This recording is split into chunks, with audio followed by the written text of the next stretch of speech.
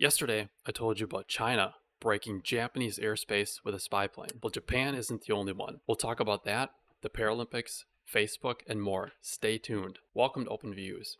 If you're sick and mother effing tired of being lied to and having news hidden from you, come to the dojo. Like an MMA fighter, you're gonna get news jitsued. You've joined the Daily Dumpster Fire. As always, being open, I don't care what side of the fence you're on, Republican, Democrat, doesn't matter.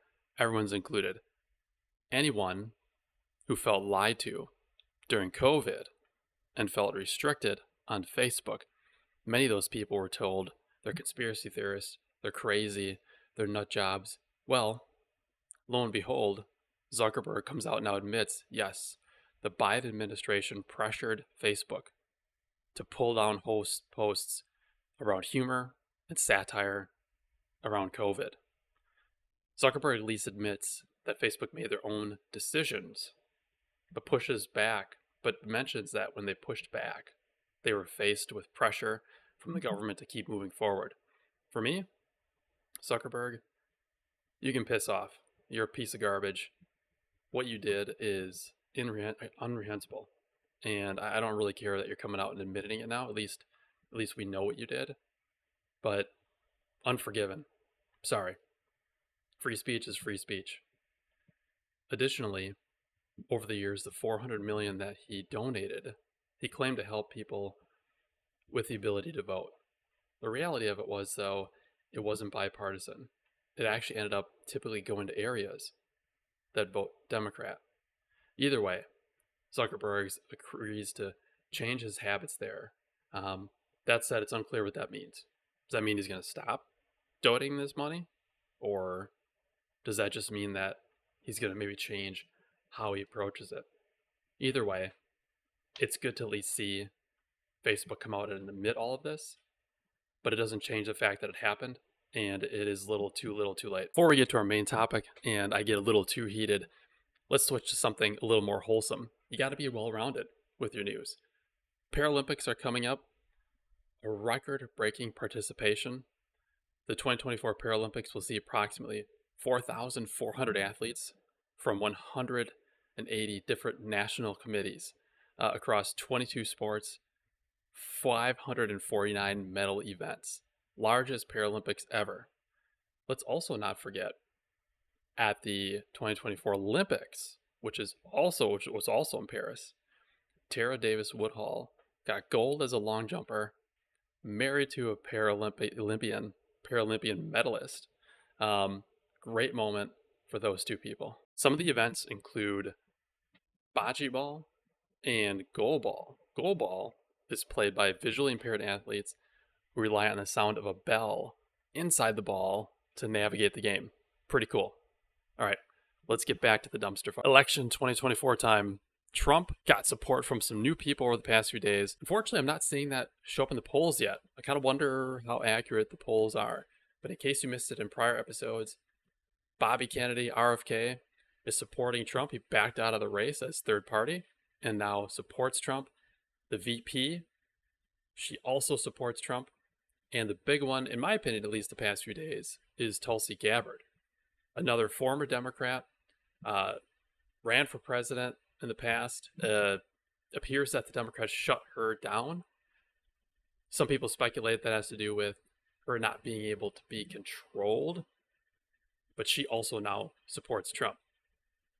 Let's take a look at the polls. Here you can see that it's still, overall it's a tight race.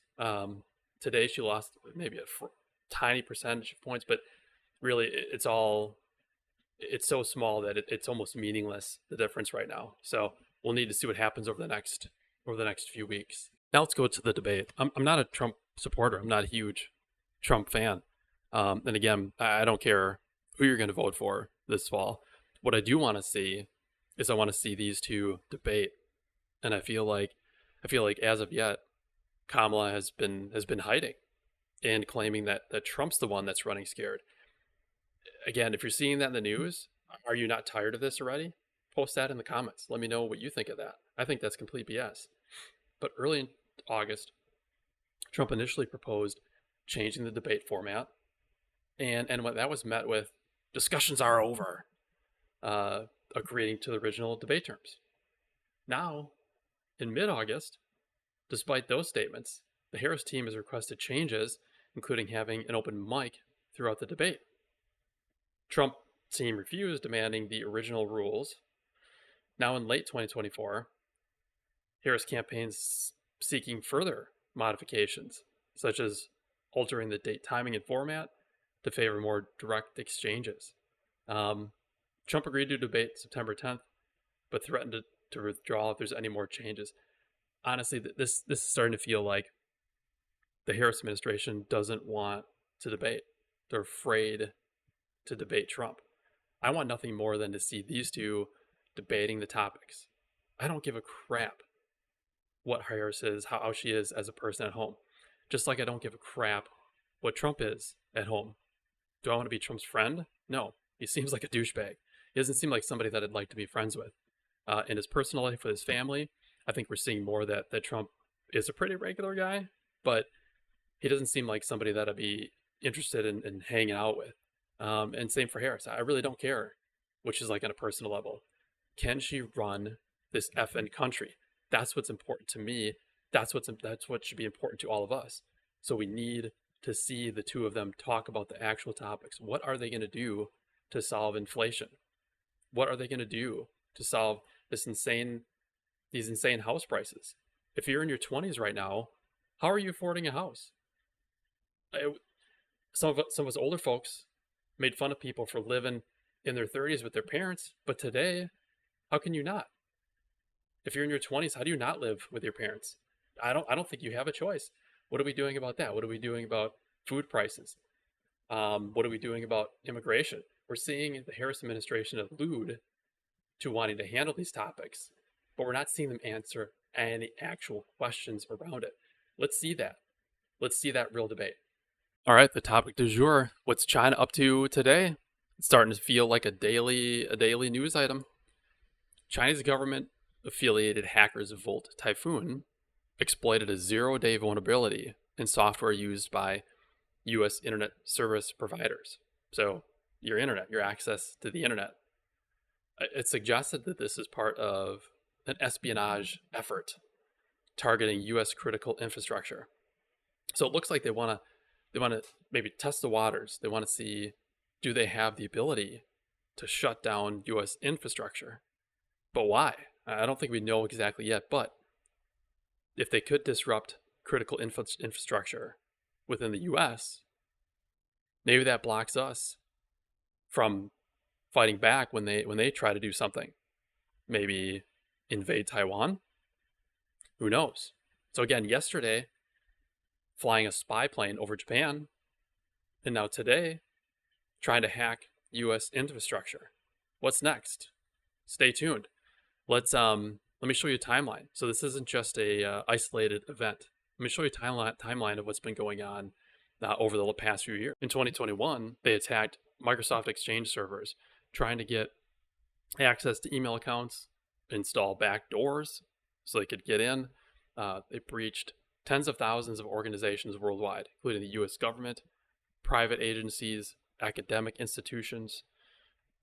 Also in 2021, they attacked Pulse Secure, so VPN, trying to infiltrate VPN, steal credentials, maintain persistent access to these networks. In 2022, there was the Log4Shell attack, where they wanted to execute code on systems over here and across the world. So it wasn't just US, this was global, leading to data theft and compromise of critical infrastructure. Also in 2022, they targeted US defense and technology firms, and that was part of stealing intellectual property and sensitive data. Fast forward to 2023, now we're getting into this Volt Typhoon organization, targeting, again, US critical infrastructures, communication networks, coming back to that espionage. They also had cyber attacks on the US energy sector. And then that brings us back to 2024, again with the Volt Typhoon. 0-day vulnerabilities on our internet service providers. What is China going to do next? All right, let's keep this conversation going. Give me your thoughts down below on this topic, on any of the topics. If you've enjoyed this, feel free to subscribe. I'm going to keep doing this. You'll know when stuff comes up. Helps grow my channel. If you didn't like it, throw a comment down. Tell me why you didn't like it, and go screw yourself. Just kidding. Click on the left to see what we talked about yesterday. Click on the right if you want to learn more about Trump. Trump, good and bad, but he's not as hardcore conservative as some people think. I'm not saying that's good or bad. I really don't care. But if you want to hear about some of the more liberal things, liberal thinking that he's done, click on the video on the right.